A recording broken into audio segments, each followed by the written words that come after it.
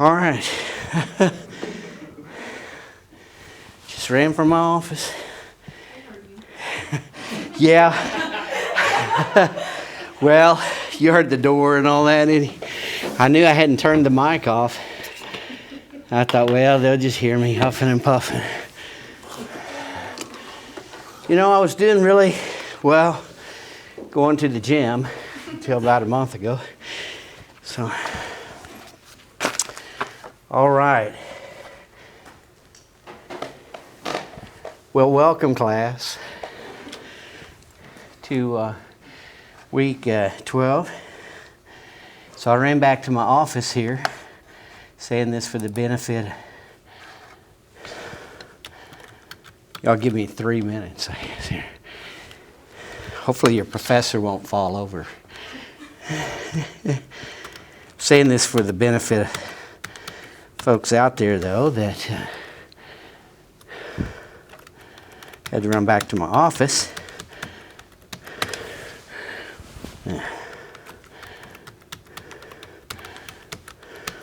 So how about the World Series game? Was that good?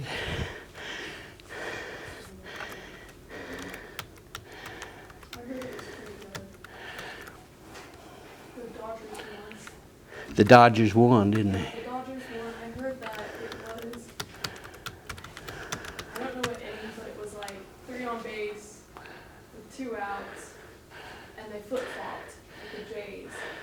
Oh, yeah. Yeah. Until like the 11th inning. Yeah.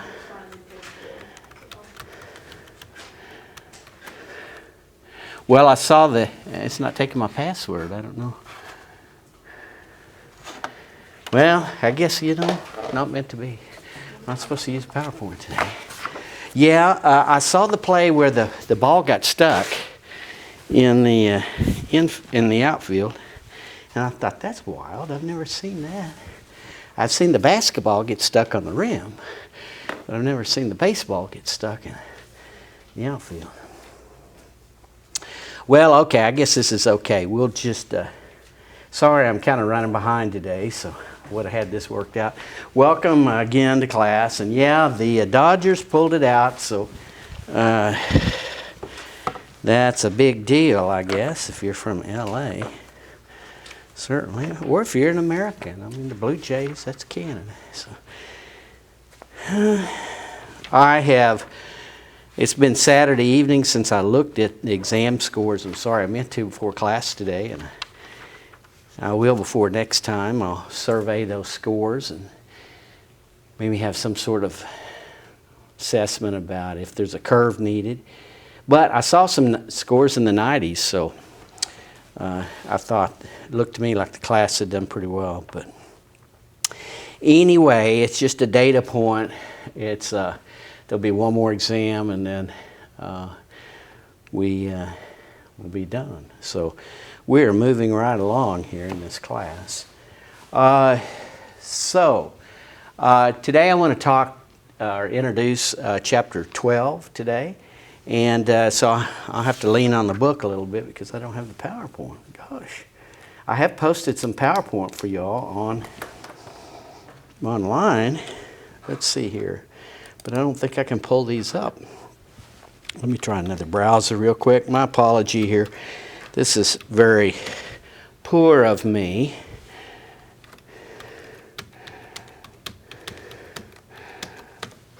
No. Don't know what the problem here is of coming in like this. But at any rate, so I've wasted 4.5 minutes. We'll make good use of the rest of our time. Okay, so we're looking at different market structures. So we've encountered 2 market structures so far. We've talked about perfect competition. That was chapter 10. We looked at monopoly in chapter 12. 11. I think 11 comes after 10, doesn't it? So today we'll go to chapter 12. We'll talk about monopolistic competition. And that is a word that perhaps looks a little bit like an oxymoron of some sort, right? Monopolistic competition. Let's go to the doc cam here. I'll write a few things. It's kind of flying by the seat of my pants today. So that's okay. I couldn't even find good paper here. So, so today we're going to look at monopolistic competition. So this is chapter 12. Okay, so this is a market structure that has a couple of, it has aspects of both monopoly and perfect competition. So when you think of perfect competition, you think of, what's an aspect of perfect competition?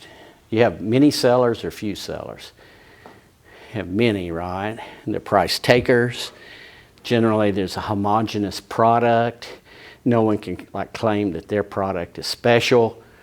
There's low barriers to entry and so forth, okay? So this particular market structure we'll look at will have some of those aspects, but also will have some aspects of monopoly. Now with monopoly, we think of a situation where there's a distinct product, only one supplier has the ability to produce for the market. Maybe it's because of a patent, or maybe it's because of natural or economies of scale, in which case you have a natural monopoly and so forth. So we've spent some time on that. So we've looked at these two things here. So we combine these into a particular market structure. Before we look at the aspects of perfect or monopolistic competition, I kind of wanted to look at this chart for a second, because the market structure we'll look at here today is exhibited here by these particular industries, okay? And we're going to make a distinction between monopolistic competition and what's called oligopoly later. So you'll see it's kind of a matter of degree with respect to some of these aspects. For instance, competition.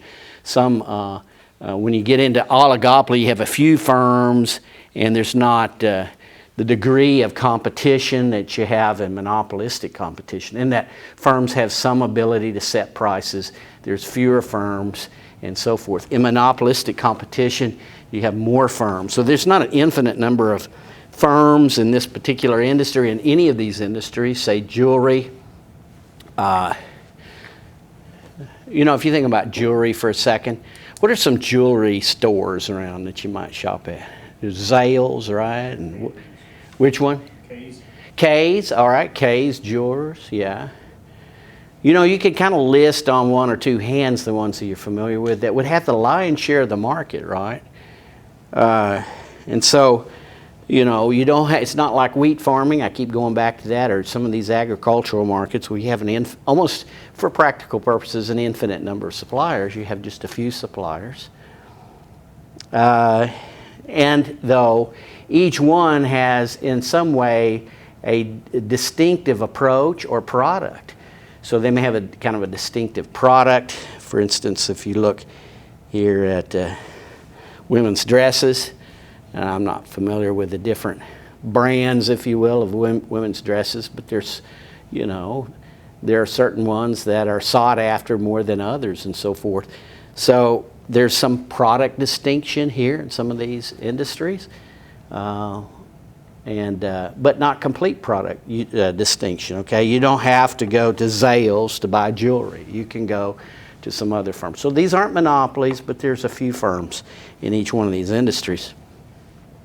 I'm not familiar with some of this, plastic pipe and so forth, wood trusses, curtains and draperies. We'll say concrete. Talks about ready mixed concrete here on the right. Yes, thank you. Appreciate that. So, here's the deal with concrete, of course.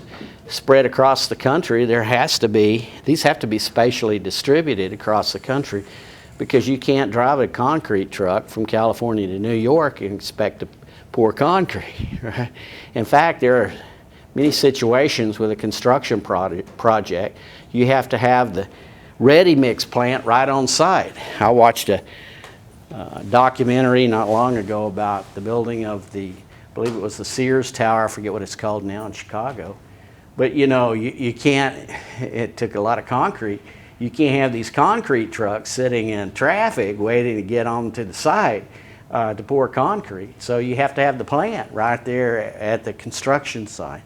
And we see that a lot of places where ready mix, there's ready-mix plant in my hometown of Muskogee, just up on the river there. But you also see places along the turnpike where they're doing construction, and they're mixing concrete, sand, and so forth. They're making the concrete right there on site.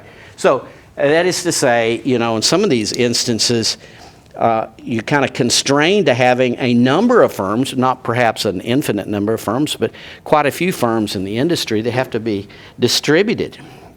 I'll give you another one here for a second. I'm not sure I see it here.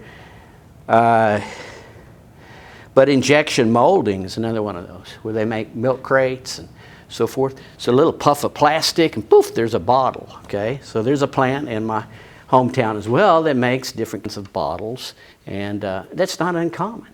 Why is that not uncommon? It's not uncommon for a city of size 100,000 people or so, or less, to have a plant or a firm that makes bottles.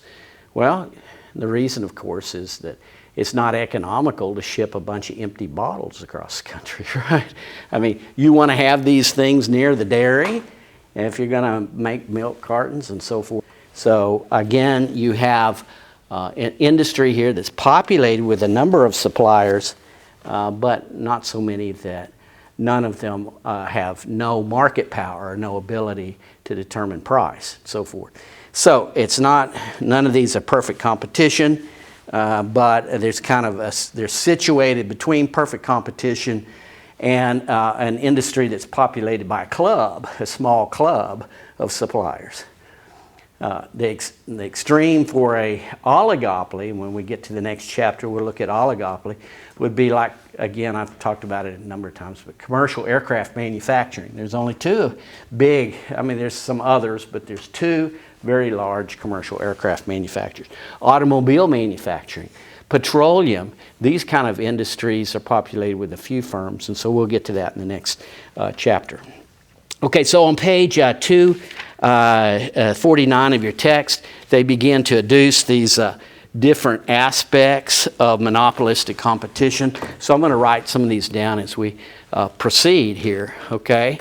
So characteristics, okay? Let's look at characteristics of monopolistic competition. And of course, the first one is there's a relatively large number of sellers, it says, and each one would have small market shares. Small markets, okay? So again, ready-mix concrete and so forth, you have kind of, or even jewelry, okay? You have kind of a lot of times you have a small market share for these different firms. What few times we've gone on a cruise, my wife and I have, I've been introduced to a jewelry firm I never knew existed because they like to sell jewelry on these cruises and so forth. So there's a number of niche markets here, if you will, in monopolistic competition, some of which are jewelry stores or jewelry outfits or firms that reside on cruise ships. There's no collusion, okay? What do we mean by that? Firms can't get together and fix prices or divvy up markets. Okay, that's the two types of collusion we'll be looking at, especially when we get to oligopoly. There's always a tendency for the club, if you will, that populates the industry to get together to set prices. Price setting, market distribution, or market sharing, prearranged are generally antitrust activities that are prohibited by U.S. federal law. So you have no collusion, because there's enough firms that it's impractical, really, for the firms in the industry to get together. One of my favorite industries, and I'm surprised it wasn't listed here in Table 12.2, that is usually considered to be a monopolistic competition, is the banking industry. Now, there are different levels of banks, okay? So I'm talking about like regional banks and so forth, or even community banks. I look at my hometown, I keep talking about that a lot, but there's a number of banks that have offices, at least in my hometown, not that many that are headquartered. But at any rate, there's a certain kind of behavior that typifies the banking industry in small town America. I see it here in my hometown. One thing is there's no collusion, and there's small markets, okay? And each one kind of takes some independent action. So you have Bank First, and you have Bank of America, and you have Bank of Oklahoma, and you have these different banks in your town, and independent action, and they're really not colluding. They take a certain degree of independence that they act from. Let me just give you an example here, is that especially with respect to advertising. It used to be that if you open in a checking account at a certain bank, you might get a free toaster or something. Always these hooks, right, that each different bank would promote itself by. And so you have some degree of independency here amongst the firms in the industry. Okay?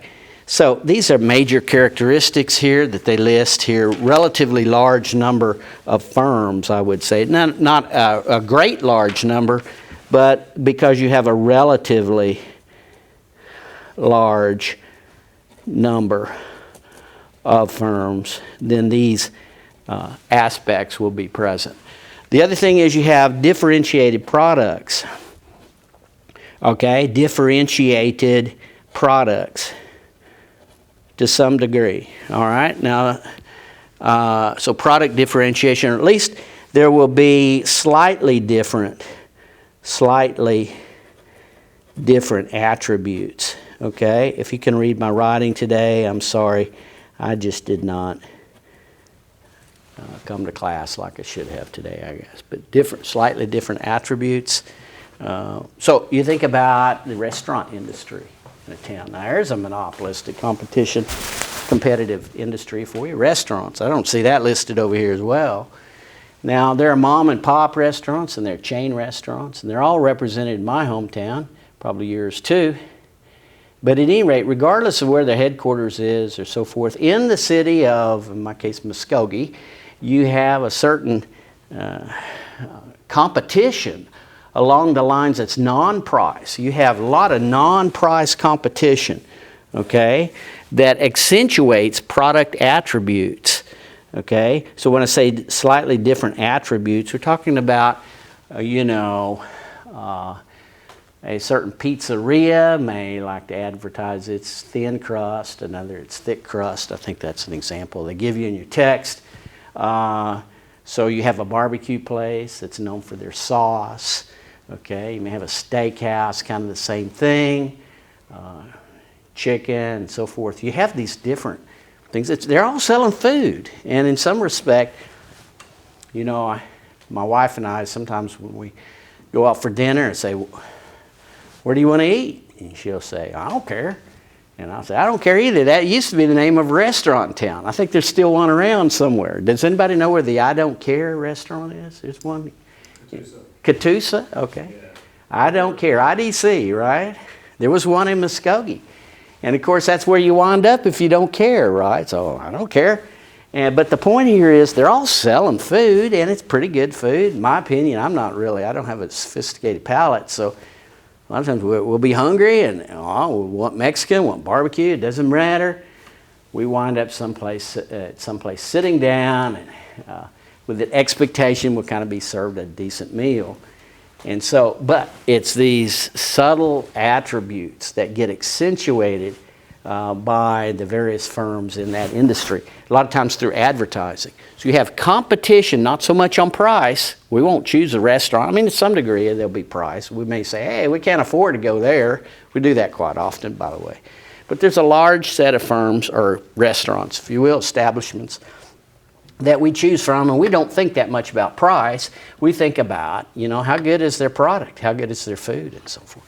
So when we talk about slightly different attributes, we're talking about, hey, do you like the crust and the pizza over there? Do you like the sauce? And so forth.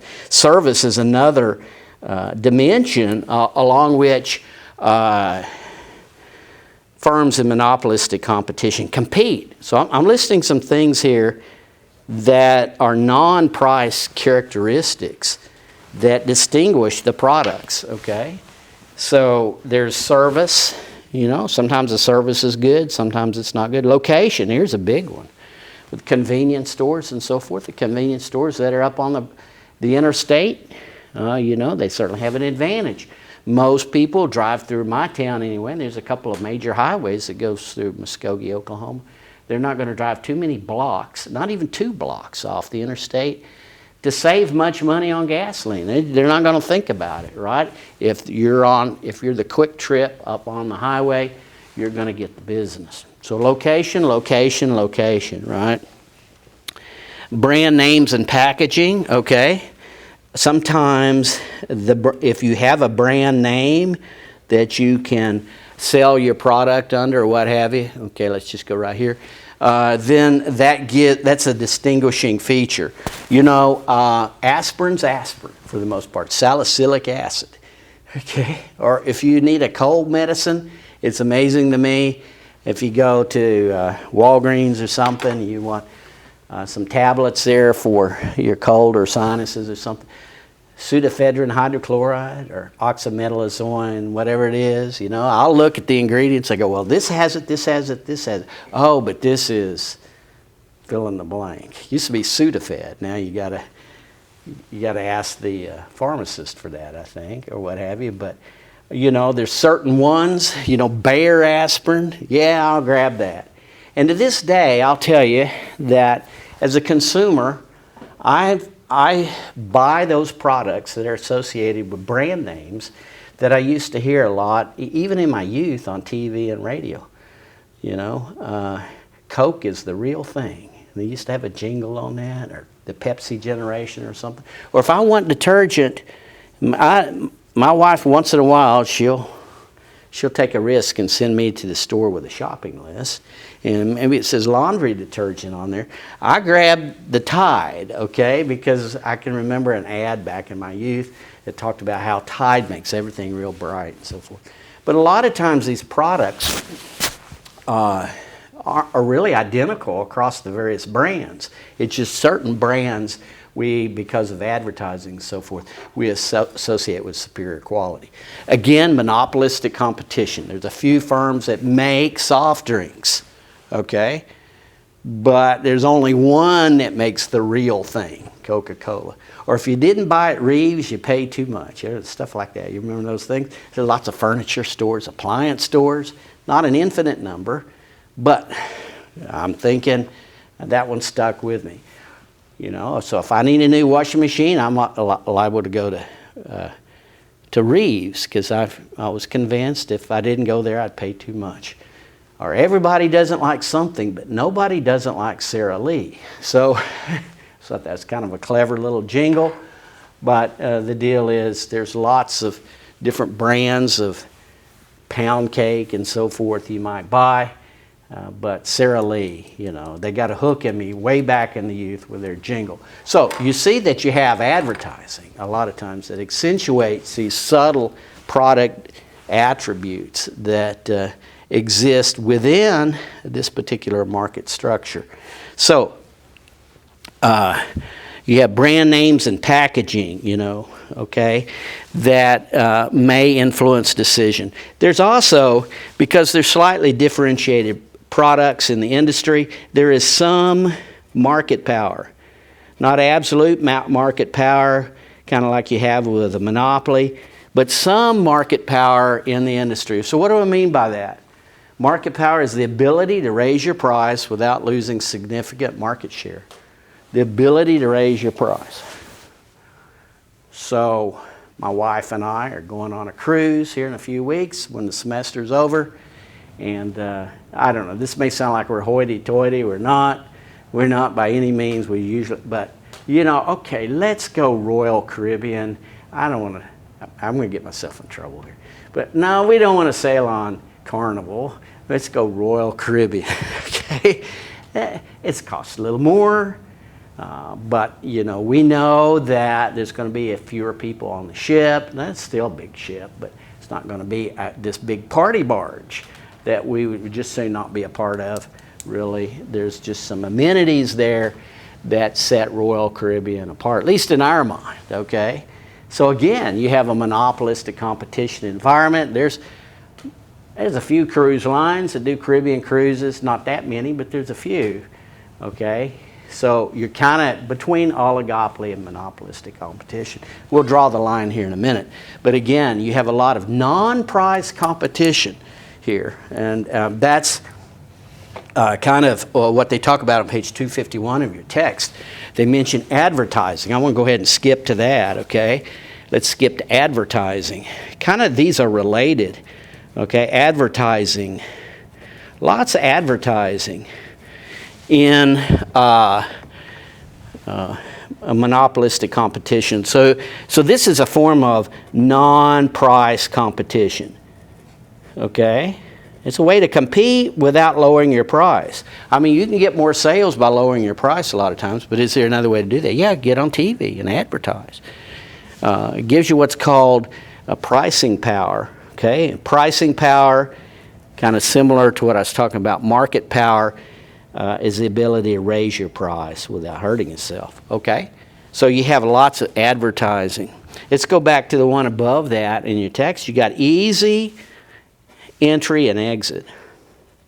Relatively easy entry and exit. So there's, limited economies of scale. Limited economies of scale in this industry. So you don't have one firm gobbling up all the others because it has a first mover advantage and can produce that unit of output cheaper. You have really, there's no special licenses or patents or so forth, okay? No special licenses and patents and so forth. If I spelled that right. There's no real artificial entry barriers. I like to use that term, no artificial entry barriers. So what I mean by that is, again, there's no particular license that you have to operate in an environment. Okay, the government doesn't say, oh, only one firm can have a lodge here. So hey, that might be kind of an extreme, but only one firm can produce clothing in this city and what have you, okay? Okay, monopolistic competition. So there's some industries, again, they list here on table 12.1 of your text. I'm just now catching my breath. Okay, so I'm thankful for that. Brought my phone here, didn't mean to do that. All right, so what we want to do now is we want to describe any one of these industries here in the table. We want to describe the degree of competition that exists in that industry. One metric is this 4-firm concentration ratio. It's a very simple idea. The 4-firm concentration ratio is the ratio of output of the 4 largest firms to the total output in the industry. Okay, very simple thing. Sometimes you'll hear 5-firm concentration ratio or even 6-firm, but this is very common when the 4-firm concentration ratio. So, they probably have, I don't know if they have some examples in your text or not, but I guess they talk about this at the top of the next page. Just want to mention here, if the largest 4 firms account for less than 40%, then they are likely to be a monopolistic competition industry. So 40%. I want to draw a line there, okay? I'm sorry about that. I think we have an idea of what 4-firm concentration ratio would be.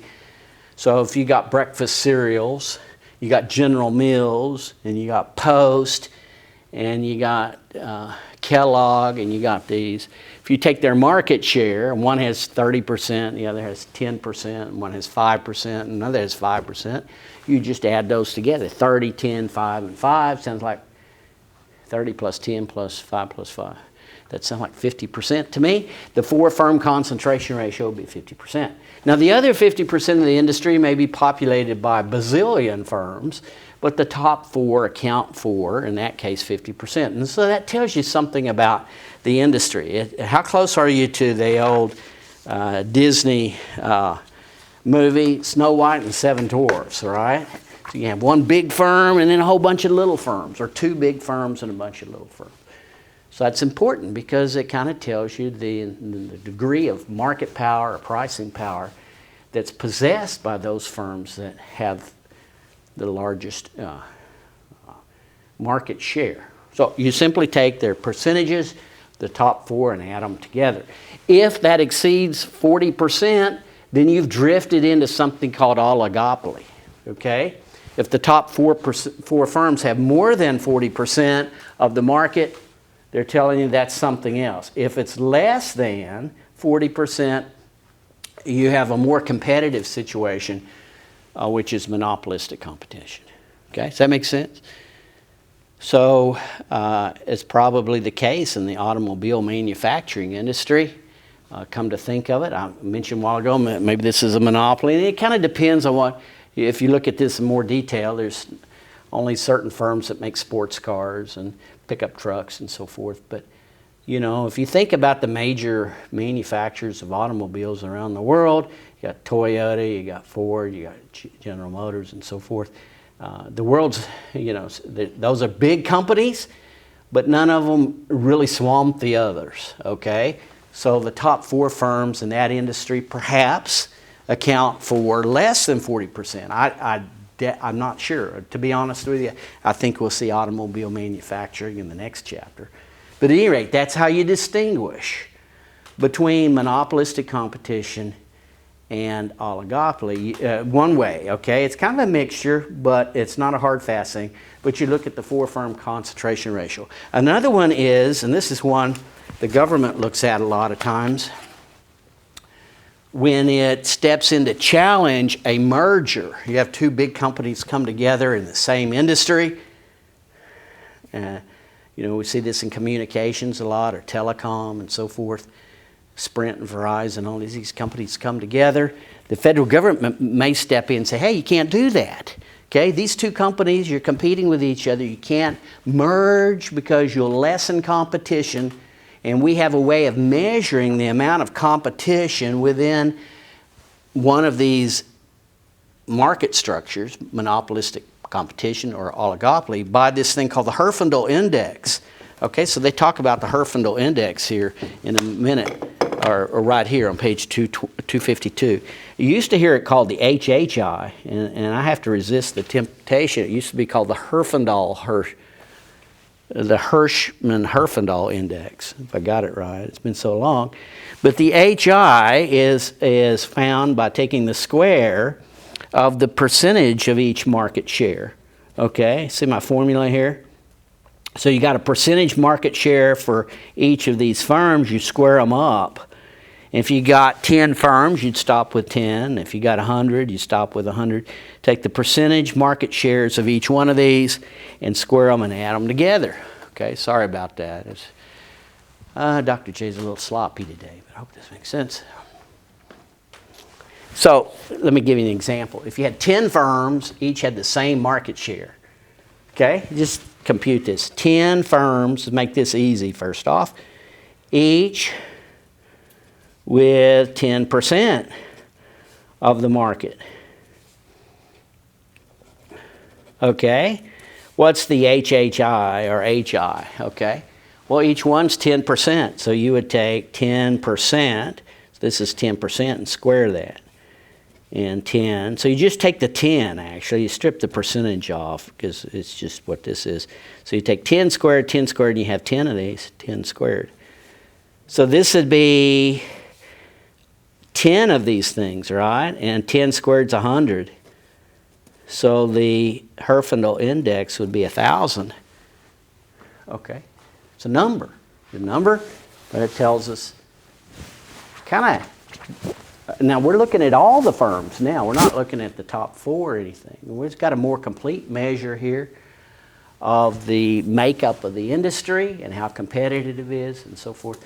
So we're looking at all the firms, square the market shares, and you'll get a number, okay? And this number, the higher it is, what do you think?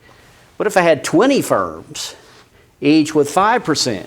Okay, let's look at that and see if we can make some sort of deduction here. What if you had 20 firms, each with, well, that'd be, and they're equal sized, okay? So it'd be kind of an ideal situation. But the Herfindahl Index here would be 5 squared plus 5 squared, right? You take the percentages off if you want. And then you'd have 20 of these, right? Okay, so the Herfindahl index here would be 20 times 25, because 5 squared is 20, right? Now I know 2 times 25 is 50. 2 times 25 is 50. Add another 0 on here. Okay, if I did that right. 5 squared and 20. Okay, so you have 20 firms with 5%. Okay, and number's smaller, right? Number's smaller. Would you say the first industry or the second one's the most competitive? The second one, right? You got more firms, right? They're each smaller, so it's more competitive. So you see that the Herfindahl index, as it gets really small, is describing a very competitive industry. The extreme would be, say if you had 1,000 firms, each one had 1/10%, and you're going to get something pretty close to 0, okay? Now, these are ideal, I realize. I mean, you play the same game. If you had 10 firms, and some had, on average, they had 10%. You know, some have 12%, some have 8%. That would be okay too. Should be able to do that. But, you know, certainly that the more firms you'd have, the smaller this number becomes. Now, on the other extreme, okay, I think we see for perfect competition, PC, the Herfindahl index is going to be small, okay? What about the other extreme, for monopoly? For monopoly, that would be the other extreme, right? Monopoly, all right. Well, you got one firm that accounts for 100% of the market, right? So this would be one firm with 100%. So what would be the Herfindahl index here? Well, it's 100 squared. 10,000. Okay, so the Herfindahl index at most can be 10,000. That would be a situation where you have one firm. There's really not a very competitive situation at all. So here's what there's 2 bodies within the federal government that will challenge, say, a proposed merger. There's the Justice Department and there's the Federal Trade Commission. We'll be looking at this a little later, okay? I hope to, especially when we get to oligopoly. But, you know, on occasion the federal government will jump in and block a merger, or the federal government, and there's a lot of history to this, will come in and break up a big firm because the HI is too high. In other words, there's not enough competition. Have you ever heard of Standard Oil? Okay. All the big oil companies, ExxonMobil, Texaco, all those were children of, if you will, were produced from the breakup of Standard Oil. That was Rockefeller's brainchild back there, and his baby, and he was the richest man perhaps that ever lived, okay, at least in the West in the modern era. If you compared his wealth, J.D. Rockefeller, with even Elon Musk today, I think Rockefeller still comes out on top if you take the value of the dollar into account. Okay, he was a very wealthy man. Federal government broke up his company, Standard Oil. So you had Standard Oil of Indiana, Standard Oil of New Jersey, so forth, that became these companies, these oil companies that we're familiar with today. Well, I mean, it had a Herfindahl index of close to 100,000 or 10,000 there. It's a monopoly, and that's just one metric here that the federal government will use in justifying the breakup of a company. In particular, it's a movement in the HI that they pay attention to.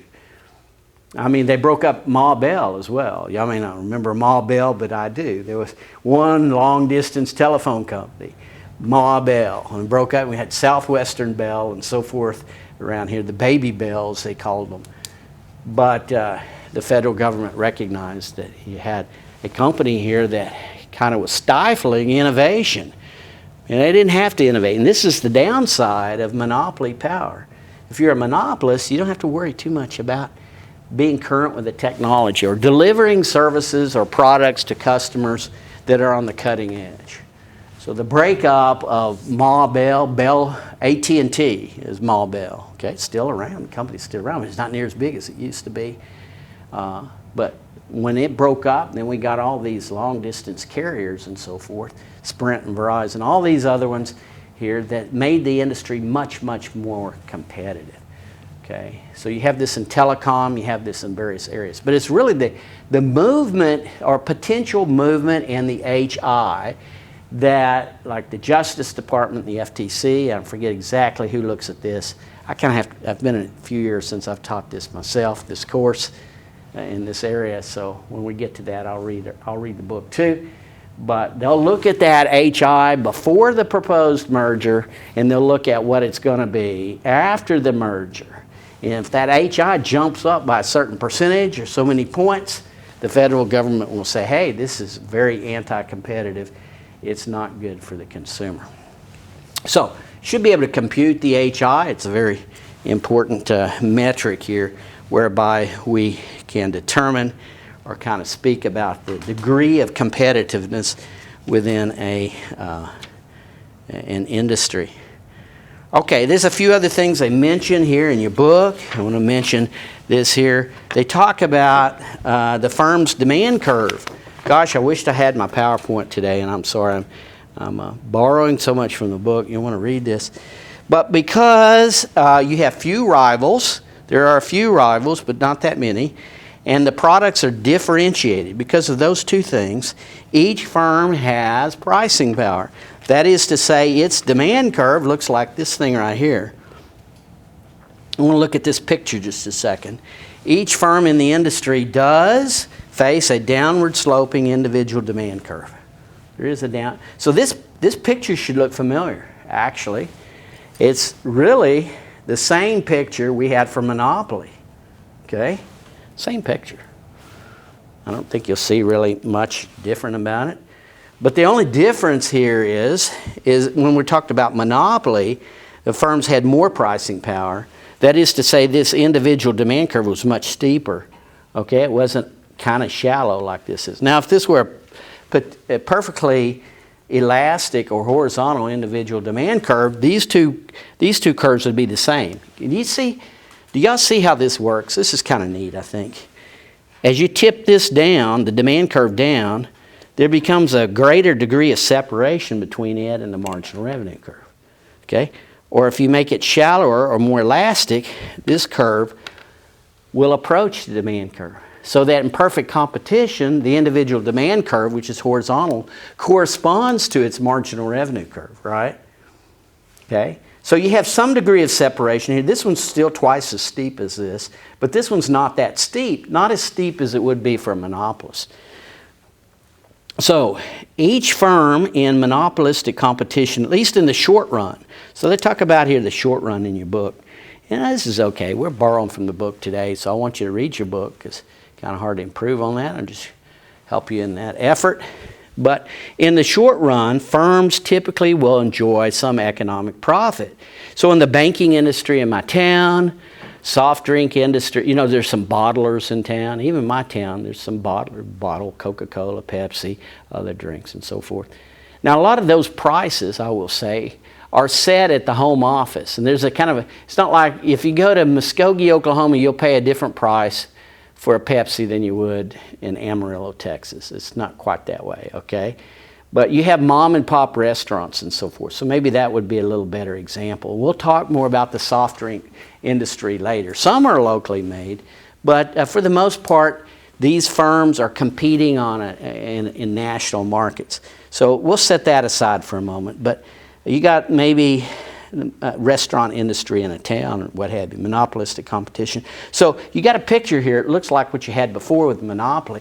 It's just that it's a more elastic individual demand curve. Well, here's the deal though. This is just a short run picture. This picture cannot exist for the firm in the long run.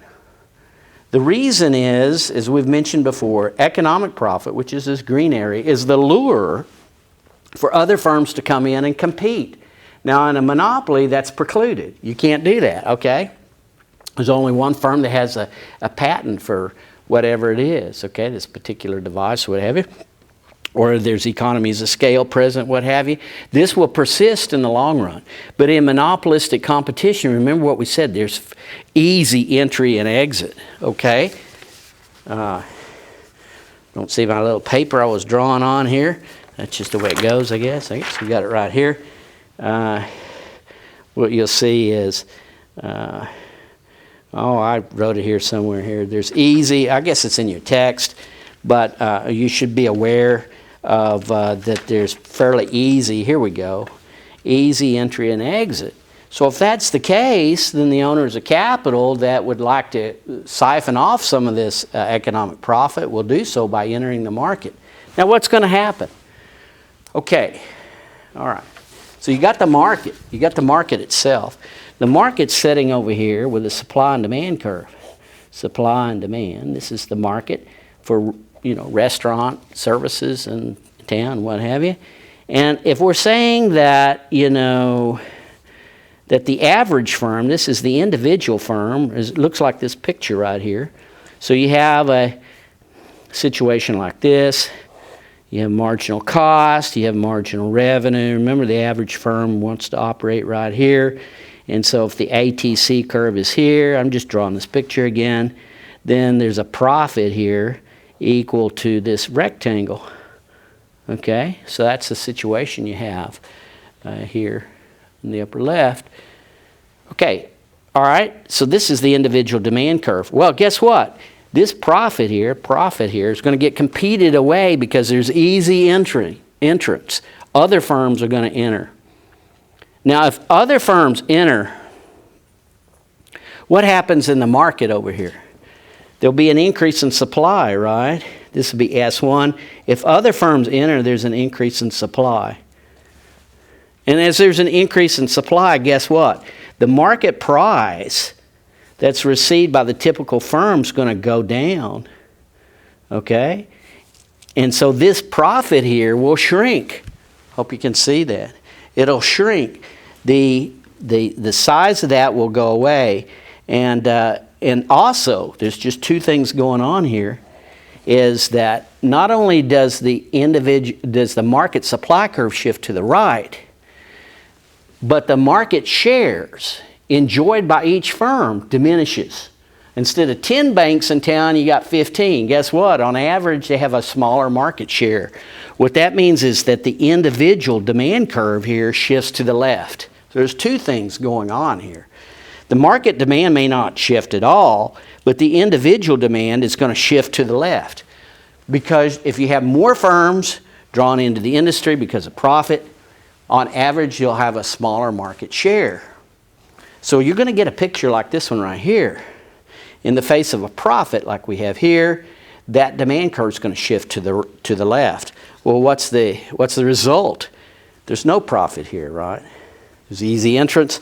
There's no profit. So this demand curve, this individual demand curve shifts to the left until this green rectangle here goes completely away. So there's these two things, they're reinforcing each other.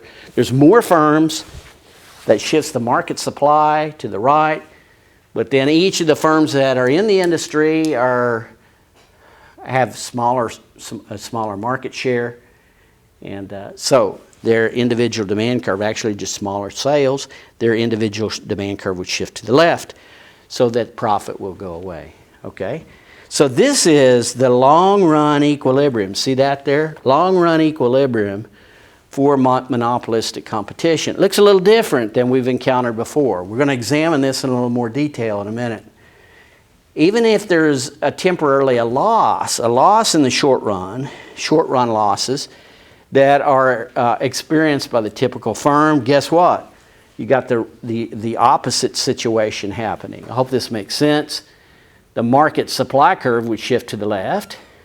There'd be fewer firms.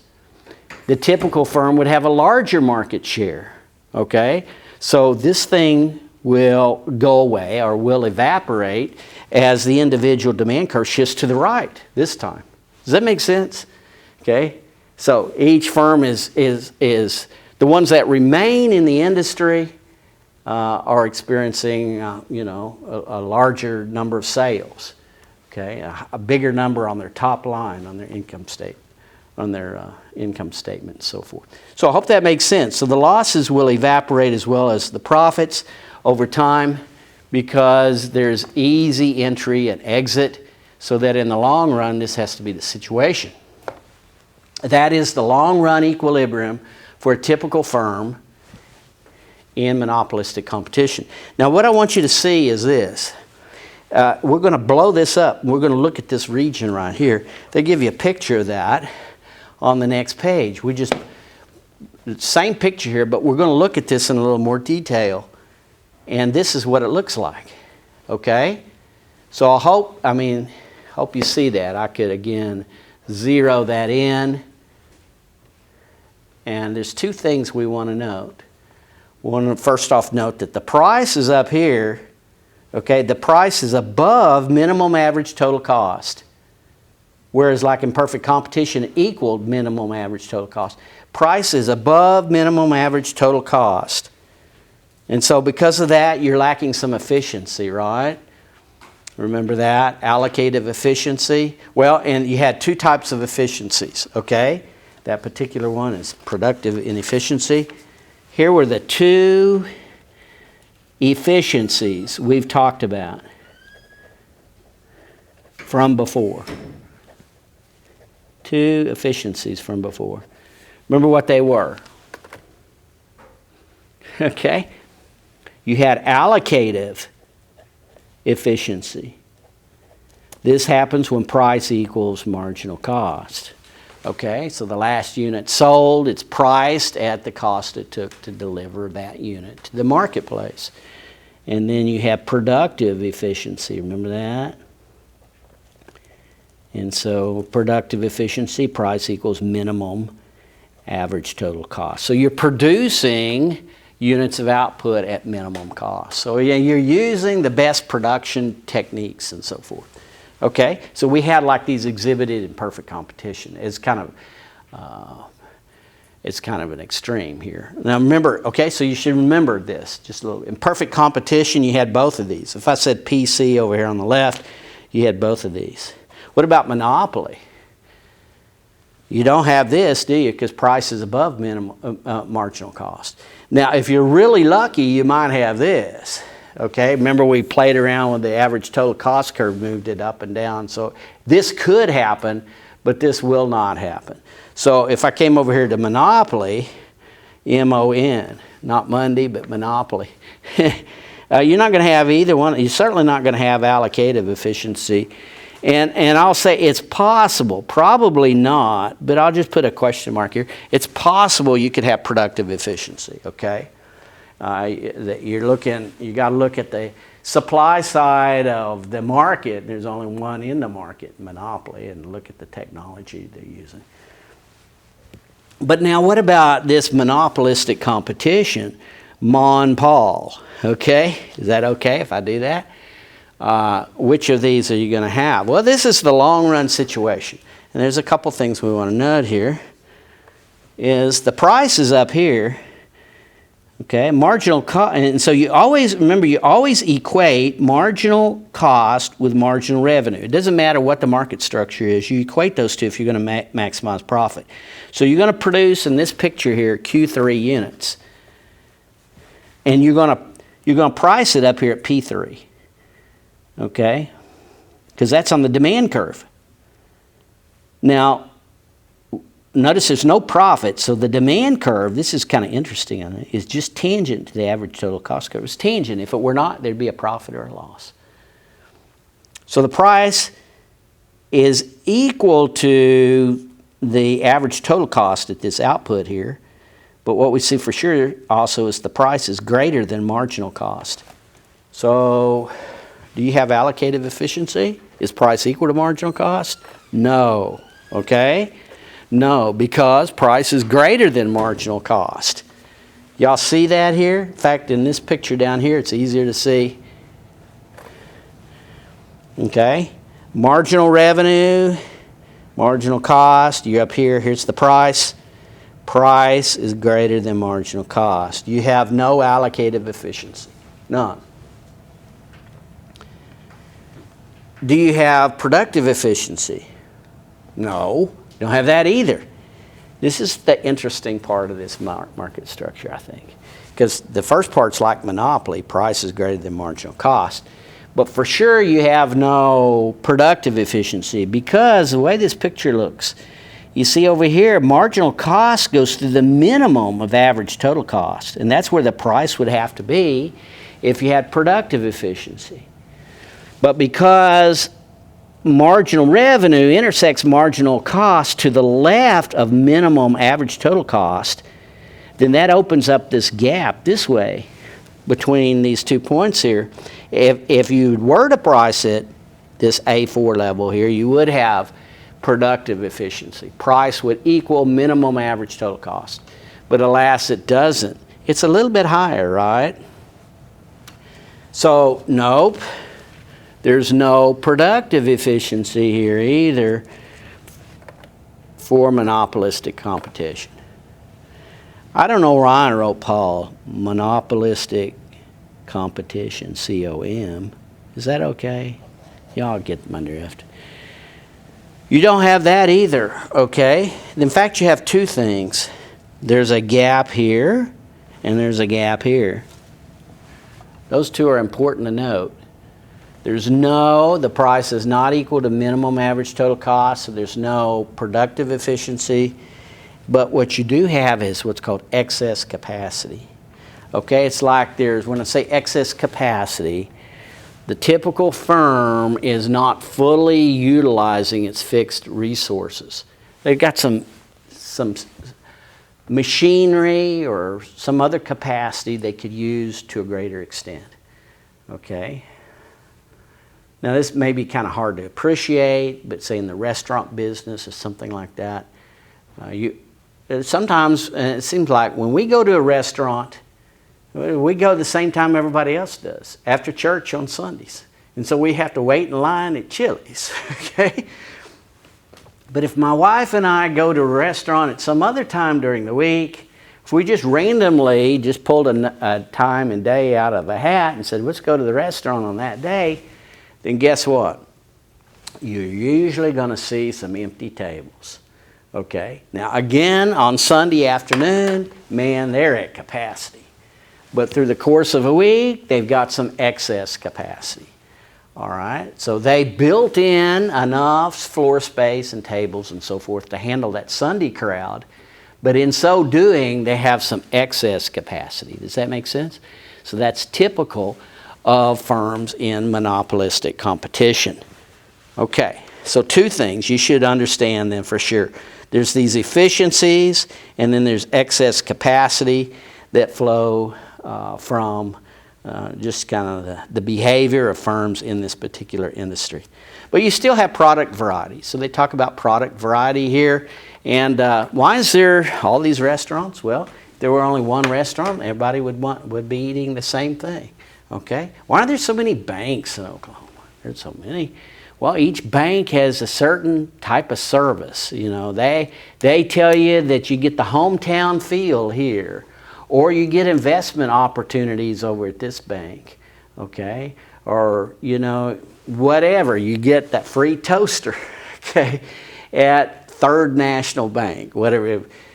I'm being a little silly there, but again, there's product variety. Certainly you see it in restaurants, okay, that seem to be exhibited in monopolistic competition. So again, lots of firms, not an infinite number by any means, but a lot of firms, easy entry and exit, some degree of market power, that is the ability to raise their price. There's lots of advertising. There's accentuation of maybe subtle but real product distinctives, okay? And then in all of this, you have inefficiencies, both productive and allocative inefficiencies, and you have excess capacity. Okay? And so this kind of typifies a lot of these firms that we're looking at here in table 12.2. Okay? Lots of these.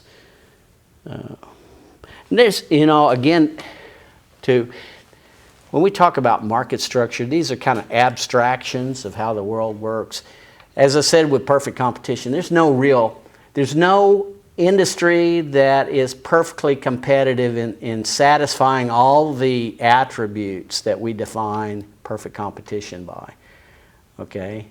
There's finding 100% perfect competition's hard to do. Same thing here, even with monopolistic competition. There's no industry that you can say satisfies all these characteristics that we've listed here today. But nevertheless, we have some tags here that we kind of apply to something we encounter with some degree of frequency in the world, is that there's lots of industries that are kind of like this, okay? They can do their own thing, price their own thing within reason. So a steakhouse may charge a little more. There's actually, I won't name any names, a new steakhouse in my town, okay? We haven't eaten there yet because I hear it's kind of expensive, but I heard it's new, it's good, okay?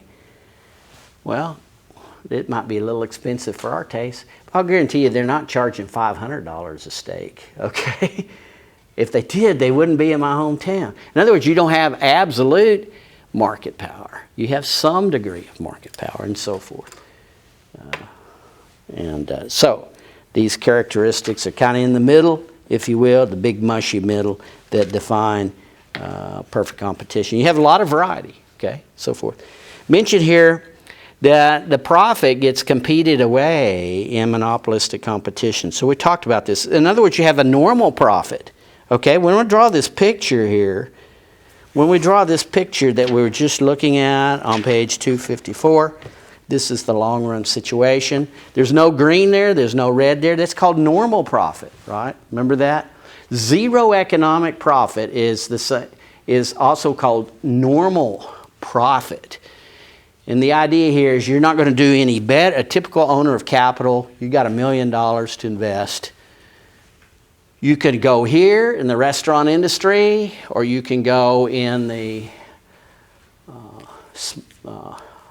car lot industry. What is, selling cars? Okay, new cars. You can open up a dealership, a Hyundai dealership or something in town to compete with Toyota and all the others. So kind of in this region here, you got a little bit of a monopolistic competition going on. You can maybe open a bank, whatever, with your $1 million. The thing is, if these particular industries are in long-run equilibrium, as we have here, it's not like, wow, I'm going to clean up over here, do a lot better in the restaurant industry than I will in the grocery store industry. Okay, the idea is if these industries have kind of reached their long-run equilibrium, then you have a normal state of affairs. Each industry's individual participant is earning a normal profit, and so don't expect necessarily to get a lot richer in one venue than you would in another. Hope that makes sense, okay? All right, your book talks about some complications that may get in the way of achieving the normal profit in the long run. They mention that on page 255. If you have sufficient product differentiation, okay. I can tell you a story here. I don't know how to tell it exactly other than a friend of mine was a banker, and a big bank came in and bought out this little bank, okay? Bought out this little bank. But what they did not buy was the charter to the little bank. They did not buy the trademark, I guess, for the name of the little bank. And the name of the little bank was called First National Bank of so-and-so. So the big bank did not buy the rights to that. Why they overlooked that, I don't understand.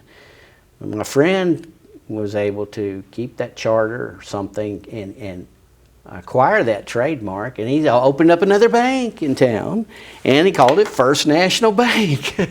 And who doesn't want to bank at First National Bank? If you're of the landed aristocracy, I'm being a little facetious here, but if you're a long-term, okay, thank you. If you're the landed gentry in town, you've been living here for 100 generations, yeah, you might want to bank at First National Bank. So all the whole business that was at the bank acquired by the big bank they say, I want to go back to First National. And they weren't really going back to the same bank, even though this smaller bank had hired away a few of the people from the big bank that bought the old First National. But the point here is there was something here that really couldn't be replicated. There's something about being First National Bank of so-and-so that makes you very distinctive. And that's a complication. That's something that can get in the way or prevent a firm from gravitating to this long-run equilibrium with zero economic profit. Okay, you might always be able to capitalize on that. Okay, so that's what they're talking about on page 255 of your text. Some firms may achieve sufficient product differentiation such that other firms cannot duplicate them. Okay, so they're saying that here. And they also say that entry to some industries populated by small firms is not as free in reality as in theory. Okay, you might have financial barriers to entry greater than they would be with a standardized product. Okay, so again, it's kind of hard to find the perfect market, the perfect industry that in every respect models whatever it is, perfect competition, monopolistic competition, so forth. So at any rate, your book talks about product variety, though. It's pretty popular. Lots of non-price competition. There's some discussion of that. See, I read my book, too. I guess it's good we're doing this today because it's been a little while since I've taught this, so I read this. Product differentiation creates trade-offs between consumer choice and productive efficiency. Okay, this should think about this just a second. The stronger the product differentiation, the greater the excess capacity, and therefore the greater the productive inefficiency. Okay, the greater the product differentiation, the more monopoly, if you want to think of it, monopoly power or pricing power you have. If your product really is distinct, I mean, if you bank here at Third National Bank, you get, for a deposit of so much, you get a free cruise. And if we're the only ones in town that can say that, guess what? That individual demand curve that we look at in this picture on page 256 is much steeper than it shows here, okay? All right, in other words, you're the only one in town that'll do that. So you're kind of like a monopoly. And if you're like a monopoly, you're going to open up these two gaps a lot wider than we looked at. The pricing gap, so price is going to be even much higher than marginal cost. So don't look for any allocative efficiencies there. Also, the gap on the horizontal axis is enlarged as well. There's excess capacity, okay? Much more excess capacity. So you create these inefficiencies, if you will, if you have one player in the market that has a distinctive that cannot really be copied by anyone else. Your book talks about in this last word, I want to just mention this here on page 257. Be sure to read this. They talk about how minimum wage laws affect certain restaurants more than others. And so we're looking at the restaurant industry here, and they talk about muck restaurants here, but it's being a monopolistic competition environment.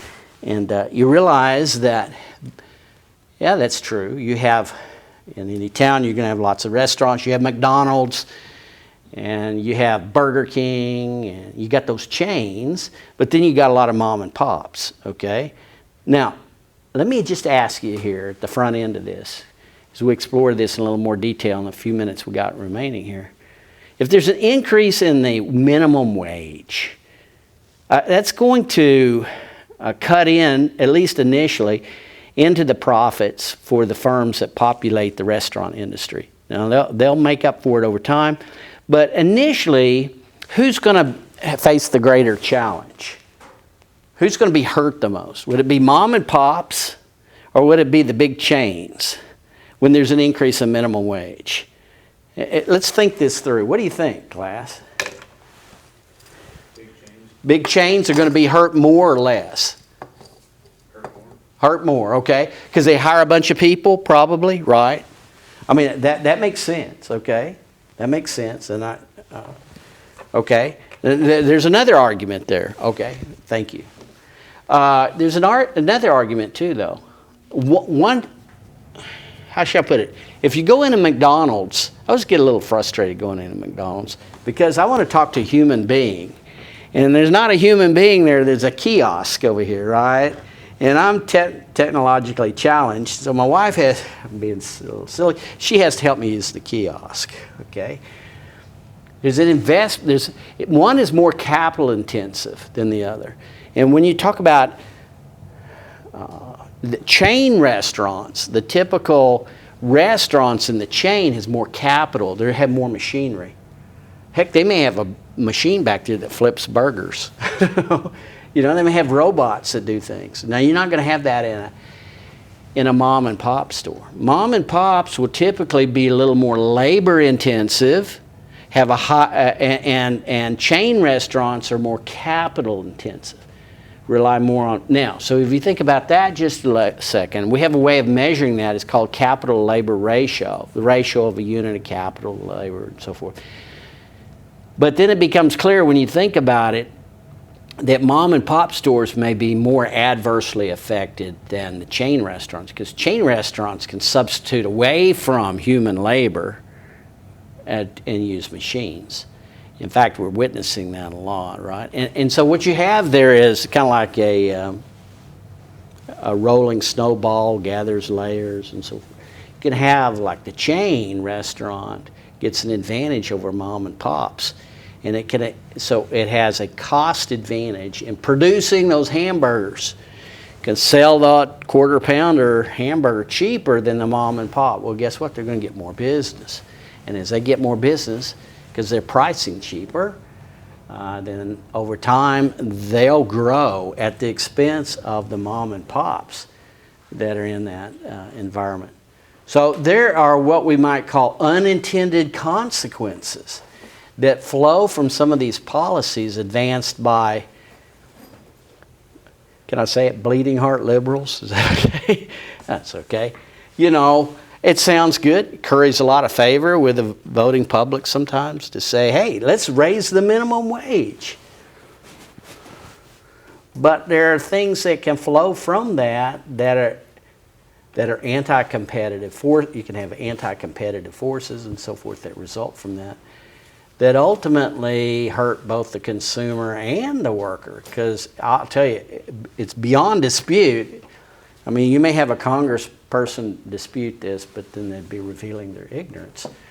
But anytime you raise the minimum wage, you create or you augment the unemployment rate. We haven't talked about unemployment in here, but you have more people enter the workforce, and you have people who lose their jobs. So, I mean, that's going to happen. So there's always a downside to that. So just something to kind of keep aware. Now, what we will do next time, so we're just got 2 minutes, she says, back here. We will go to chapter 13 next time. Hey, this chapter has only 10 pages. Okay, so it's pretty easy. But we'll talk about oligopoly and strategic behavior. They give you another table, and in the minute and a half we could look at this. I think we got time to look at table 13.1 on page 252. Another industry structure, oligopoly. And notice here you got a number of firms that populate the industry and so forth. Household laundry equipment. Now, none of these are monopolies, but neither are they perfect competition. Cigarettes, beer, glass containers, aircraft manufacturing, breakfast cereals. We talked about Post and Kellogg a while ago and so forth. Primary aluminum, okay. You got Alcoa, Alcan, and so forth, but not too many. So you have tires. You got Goodyear, Uniroyal, Goodrich, and so forth. You got some big brands, but not that many. So we're into oligopoly here. One thing I want you to notice is the 4-firm concentration ratio will be higher here. They're all over 40%. The top 4 firms in these industries account for more than 40% of the market share. You have also a higher Herfindahl index. Here's for the top 50 firms in the industry, a higher Herfindahl index. So these are less competitive in that each firm has more pricing power here. They have a larger market share and so forth. So we're going to kind of bleed over from one color of the rainbow to another in market structures and look at this other one next time called oligopoly. So that's what we'll do.